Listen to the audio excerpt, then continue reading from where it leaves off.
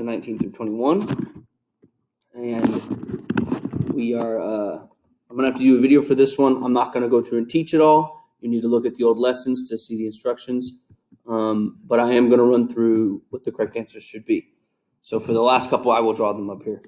So in order to become stable, what would bromine gain or lose electrons?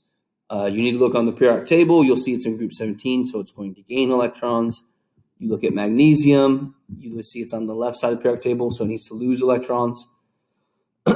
Bromine and fluorine are both on the upper right. They are both nonmetals, so they'll have a covalent bond.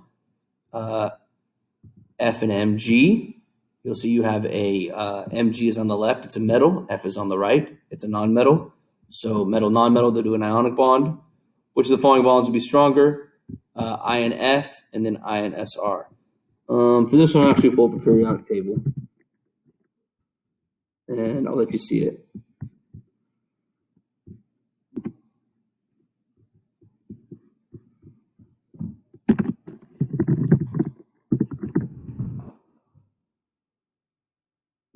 So we're looking at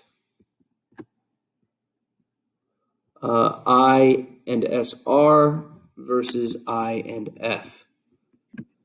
So at this one, you'll see you have I right here, and Sr is way over here, whereas F is just right up here. So the bigger distance is I over to Sr than I to F. So the stronger bond would be ISR.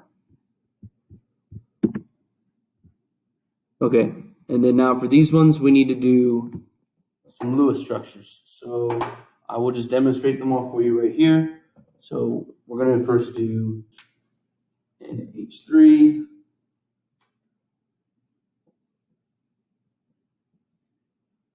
We're going to do H2O. We're going to do C2F4.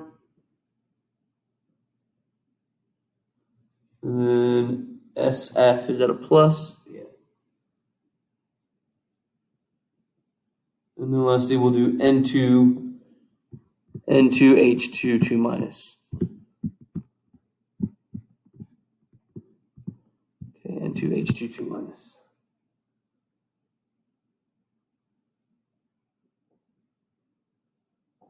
All right, let me make my screen bigger, zoom in a little bit so you can see what we're doing here.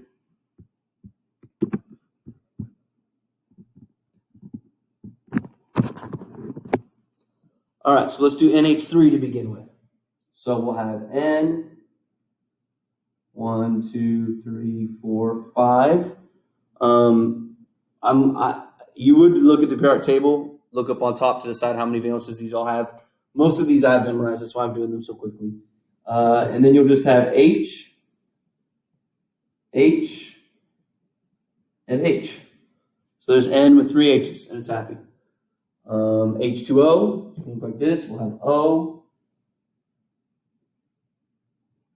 We'll have an H, and then we just connect the dots. There's H2O, that's happy. C2F4, we'll have C with 1, 2, 3, 4, C, 1, 2, 3, 4, and then we're going to have 4 Fs. So I'll do one F right here, and it's going to have 1, 2, 3, 4, 5, 6, 7. 1, 2, 3, 4, 5, 6, 7. Just go ahead and connect dots. Connect dots. Notice when we do that, the Fs are happy.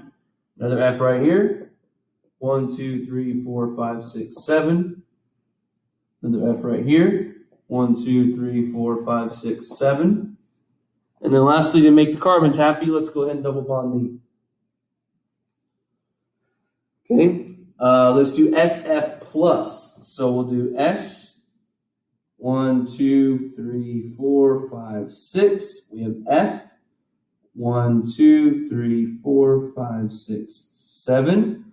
So first thing that's going to happen, we'll go ahead and single bond S with the F. And now S is unsatisfied because it wants another bond, but F is perfectly happy. So the plus means we get to remove one electron. So let's get rid of this electron right here. And now F suddenly wants another bond. So let's go ahead and do a double bond between S and F. And now they're happy. All right, and then last but not least, we need to do N2H2 with a 2 minus. So we'll have N, 1, 2, 3, 4, 5. 1, 2, 3, 4, 5. So we got two N's. Let's go ahead and bond an H to the N on the left. Let's bond an H to the N on the right.